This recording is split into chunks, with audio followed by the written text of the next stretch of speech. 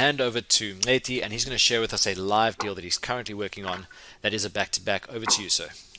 100%. Thanks, Lawrence. Appreciate that. So, ladies and gentlemen, here is an example of a deal that I'm actually in at the moment. Simplistic deal. This guy came through my website. Bank is foreclosing, foreclosing on the property. SA Home Loans. They're taking the property because they can't keep up with the mortgage payments every month. Of course, it's in Pretoria, normal family house, nothing special, right? But what Lawrence spoke about was, he said you need to pay attention to the motivation. And as you can see from the pictures, I mean, there wasn't really anything special. Yeah, there's a 3-bed, 2-bed house, but there's a bachelor pad with some, storage at the back that you could convert for rentals if you needed to at a point in time. But it's a just standard house. What was the motivation that you were able to secure this deal? So the problem there is that because the bank wants to take the property, so I'm dealing with a father and son situation. The son is negotiating on behalf of the father, and the son says the father has been there for 30 years. They don't want to lose the house, but they are going through a financial difficulty at the moment, and they've got equity in this house because this house is paid up, right? Well, this house has got a low amount owing at the bank.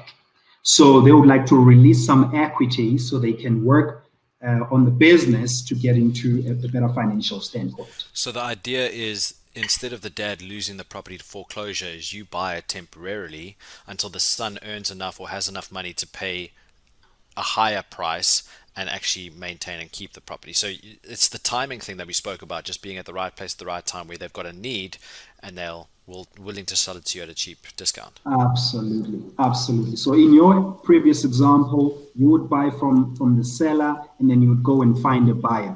In this scenario, I bought from the father, then the son bought from me. So I signed 2 OTPs at the same time, where I am buying on this one and I'm selling back to him on this one at a higher price. And we're going to go through the numbers just now to see what that looked like.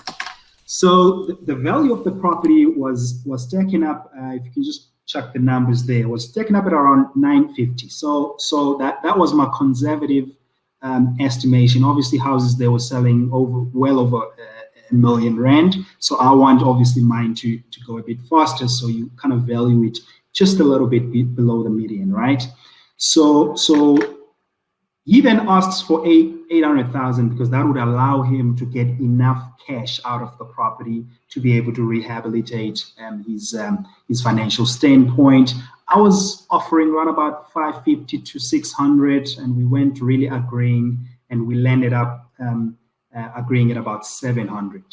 Now, the way we got to 700, as a matter of fact, this deal was not happening anymore. It was one of those, it takes over a couple of days, probably took about 2 weeks or so to negotiate, where we're like, look, man, anything above 600,000, I'm going to be doing this for free. I'm not going to make any money. And through listening to the problem is I just need to rehabilitate myself. I'm going to buy the property back in due course. So I don't need to renovate this property. I don't need to maintain this property. All I need to do is sign one piece of paper and sign another piece of paper. So we agreed at 700, but to release the cash, I had to take transfer of the property so that the bank then pays out the equity to the son. So for that, I paid bond fees and transfer costs all into the deal at 26,000. Now, this is what I paid out of my pocket. But there's still the problem of the bank 700K bond, right? So I had to call because is now maxed out at the bank. Sorry, Leti, the audio isn't sounding so good.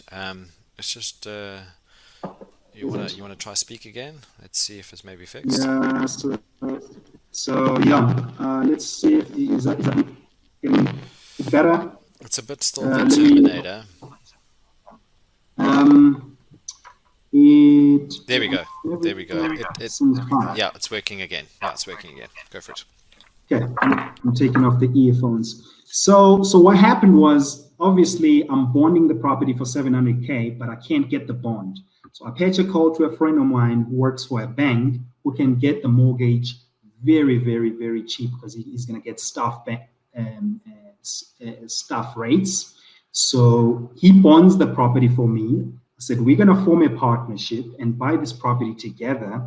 I will pay for the closing costs. You hold the bond for me for a 12 months duration. And when we exit, I'll give you 40% of the deal. I'll take 60%. And he looked at the number and he said, the only thing I have to do is sign a piece of paper and apply for a bond.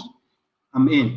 So there we have a deal. Nice. So we actually purchased the property and took transfer.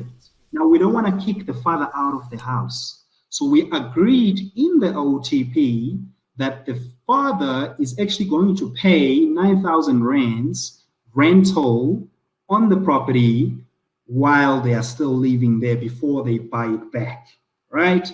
So now, as you can see in phase two, which is what we're in at the moment, we're going to be getting a net cash flow after obviously the rent is 9 grand OPEX, and then you're left with about just over 3,000, and over a 12 months period, we're going to have a net flow of about 43,000 there. We've sold the house back to them at 950. Total income is around 993. Now we took a bond of 700. That bond amortizes because the father, through the rent, is paying it down. So it amortizes down. So when we exit, it's going to be about 681, and plus the 26K that we paid on the property when we closed. So the profit that we're making on this deal is 285,000 in a 12 months period. Now the key thing here is exactly how Lawrence explained it. You get a seller, they've got a problem. The very key thing that you're looking for, especially, I must emphasize this, when you're dealing directly with the seller, you're not there to make money. Money must become a secondary thing. So what is the problem you have? And if you can try and craft a solution to the problem, then you layer your profit on top of that.